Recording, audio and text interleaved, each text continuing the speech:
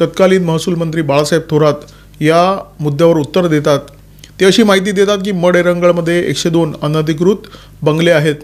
त्याच्यानंतर थेट 2025 मध्ये पुन्हा एकदा हा मुद्दा विधिमंडळामध्ये उपस्थित होतो आणि विद्यमान महसूल मंत्री चंद्रशेखर बावनकुळे उत्तर देताना सांगतात की मड एरंगळमध्ये 317 अनधिकृत बांधकामं आहेत.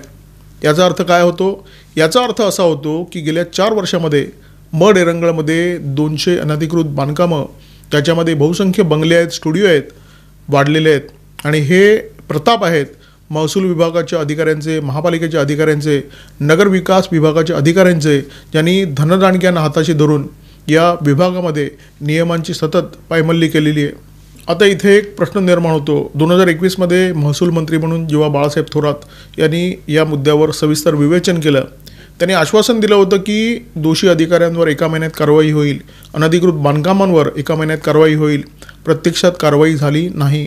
हे प्रकरण गेलं उच्च न्यायालयामध्ये, SITची स्थापना झाली, परंतु तरीही कारवाई झाली नाही.